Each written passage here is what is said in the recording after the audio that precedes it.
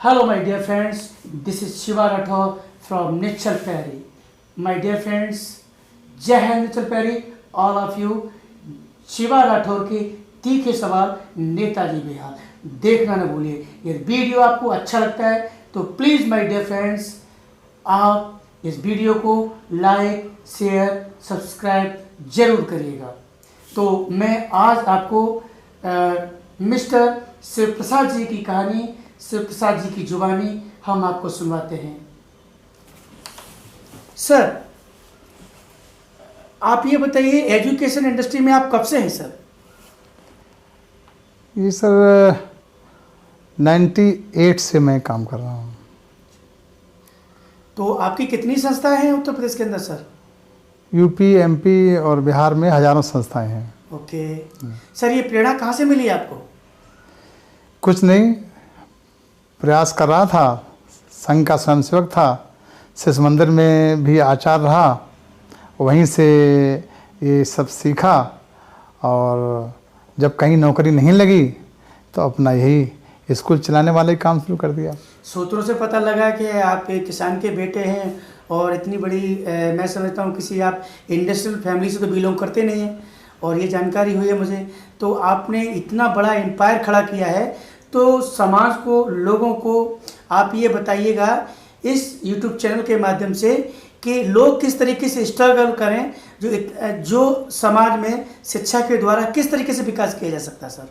मैं एक साधारण किसान का बेटा हूँ और मेरे पिताजी ने मेरी एजुकेशन बड़ी मुश्किल से हमें करा पाई थी, इंटर तक की। इसके बाद में मैंने स्वयं ट्यूशन पढ़ा करके अपनी एजुकेशन को एमए बीएड तक कंप्लीट किया है।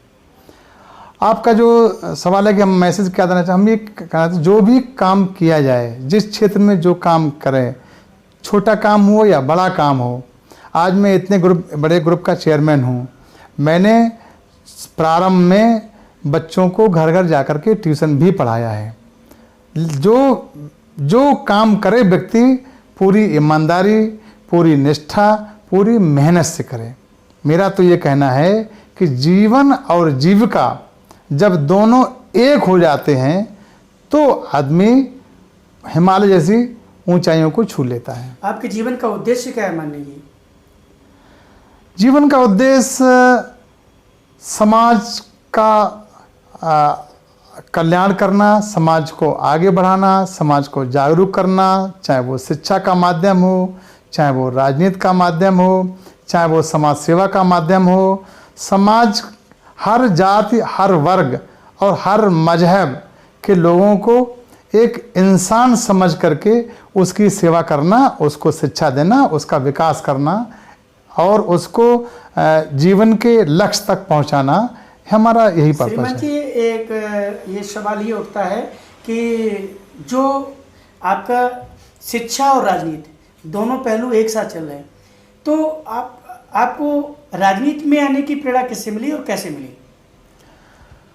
राजनीति मैं नहीं करना चाहता था। मेरा काम इतना अच्छा है शिक्षा क्षेत्र में ही, और मुझे ईश्वर की कृपा से सब कुछ शिक्षा में मिला है। मान सम्मान, प्रतिष्ठा, पद, पहचान, सब कुछ मिला है। लेकिन जब बड़े भाई सपा मुखिया श्री मुलायम सिंह यादव जी ने हमारा उत्पीड़न किया और जब हमको जबरन जेल में डाल दिया, हमारा मर्डर करने का प्रयास किया अपने पुलिस फोर्स को भेज करके, तो जब 4 माह जेल में रहा मैं, तो उस दौरान मैं पक्का हो गया और ये सोचा कि अब तो राजनीति भी की जा सकती है। तो वक्त और तो वहीं आपको वहाँ पे ले जाके खड़ा कर दिया, ये समझा जाए? नहीं, बड़े भाई राजी से आज आप राजनीति में नहीं आए हैं। बड़े भाई श्री मुलायम सिंह यादव जी की ऐसी इच्छा रही होगी कि हमारे जैसा व्यक्ति केवल एजुकेशन में क्यों पढ़ा रहे, राजनीति भी करे। इसलिए उन्होंने उत्पीड़न कर करके हमको मजबूत किया और राजनीति में आज हम एक मुकाम पर हैं। तो आप इससे पूर्व में बीएसपी में थे, इस समय आप भाजपा में, तो what the difference between BJP and BSP? आपको बीजेपी में आप कैसा महसूस कर रहे हैं? नहीं, बीएसपी में भी मैं बहुत अच्छे पदों पर रहा और बहन जी का विश्वसनीय व्यक्ति रहा। 4-4, 5-5 मंडलों की जिम्मेदारी बहन जी ने हमको दे रखी थी और किसी परिस्थितिवश हमको बीएसपी छोड़नी पड़ी जब बहन जी ने समाजवादी पार्टी से समझौता कर लिया। जब बहन जी ने समाजवादी पार्टी से समझौता कर लिया तो मेरे पास कोई दूसरा विकल्प नहीं था, इसलिए हमने बसपा छोड़ी है और भाजपा में इस समय एक कार्यकर्ता के रूप में काम कर रहा हूँ। बड़ा सटीक जवाब दिया आपने। श्रीमान जी, मुझे ये बताइएगा कि जैसे आप वर्तमान में आपकी पार्टी रूलिंग पार्टी है और रूलिंग पार्टी के आप पदाधिकारी हैं या उससे आप राजनीति कर रहे हैं, तो रूलिंग पार्टी होते हुए बीएसपी की तरफ से और समाजवादी की पार्टी की तरफ से इतने बहुत सारे इल्ज़ाम कार्यों को लेके हैं, लोगों के शोषण को लेके हैं, विकास को लेके हैं, कोरोना को लेके हैं।